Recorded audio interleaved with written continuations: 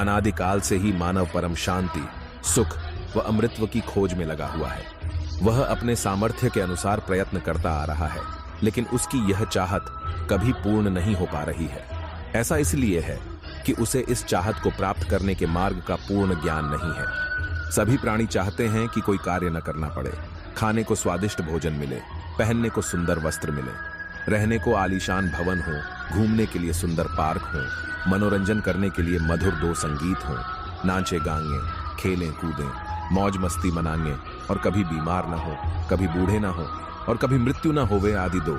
परंतु जिस संसार में हम रह रहे हैं, यहाँ न तो ऐसा कहीं पर नजर आता है और न ही ऐसा संभव है, क्योंकि यह लोक नाशवान है।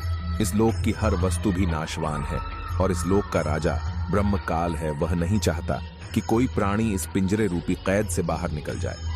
वह यह भी नहीं चाहता कि जीव आत्मा को अपने निज घर सतलोक का पता चले। इसलिए वह अपनी त्रिगुणी माया से हर जीव को भ्रमित किए हुए है। फिर मानव को ये उपरोक्त चाहत कहां से उत्पन्न हुई है? यहाँ ऐसा कुछ भी नहीं है। यहाँ हम सबने मरना है, सब दुखी व शांत हैं। जिस स्थिति को हम यहाँ प्राप्त करना चाहते हैं, ऐसी स्थिति में हम अपने निज घर सतलोक में रहते थे।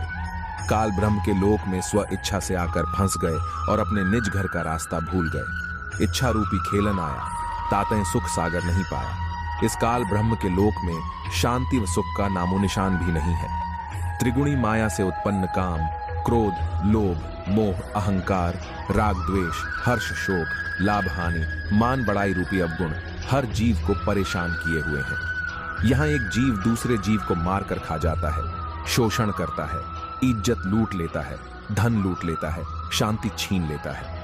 यहाँ पर चारों तरफ आग लगी है। यदि आप शांति से रहना चाहोगे तो दूसरे आपको नहीं रहने देंगे। आपके न चाहते हुए भी चोर चोरी कर ले जाता है, डाकू डाका डाल ले जाता है, दुर्घटना घट जाती है, किसान की फसल खराब हो जाती है, व्यापारी का व्यापार ठप हो जाता है, राजा का राज छीन लिया जाता है, स्वस्थ शरीर में बीमारी लग जाती है। अर्थात यहाँ पर कोई भी वस्तु सुरक्षित नहीं। राजाओं के राज, इज्जतदार की इज्जत, धनवान का धन, ताकतवर की ताकत और यहाँ तक कि हम सभी के शरीर भी अचानक छीन लिए जाते हैं।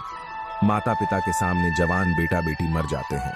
दूध पीते बच्चों को रोते बिलखते छोड़कर माता पिता मर जाते हैं। जवान बहनें विधवा हो जाती हैं और पहाड़ से दुखों को भोगने को मजबूर होते हैं। विचार करें कि क्या यह स्थान रहने के लायक है, लेकिन हम मजबूरी वश यहाँ रह रहे हैं, क्योंकि इस काल के पिंजरे से बाहर निकलने का कोई रास्ता नजर नहीं आता और हमें दूसरों को दुखी करने की व दुख सहने की आदत सी बन गई। यदि आप जी को इस लोक में होने वाले दुखों से बचाव करना है तो यहाँ के प्रभु काल से परम शक्ति युक्त परमेश्वर, परम अक्षर ब्रह्म की शरण लेनी पड़ेगी। जिस परमेश्वर का खौफ काल प्रभु को भी है, जिसके डर से यह उपरोक्त कष्ट उस जीव को नहीं दे सकता, जो पूर्ण परमात्मा अर्थात परम अक्षर ब्रह्म, सत्य पुरुष की शरण पूर्ण संत के बताए मार्ग से ग्रहण करता है। वह जब तक संसार में भक्ति करता रहेगा, उसको उपरोक्त कष्ट आजीवन नहीं होते। कलयुग में पाखंड परम सीमा पर है। हम आपका ऐसे ही मार्गदर्शन करते रहेंगे। तब तक के लिए जय श्री कृष्ण।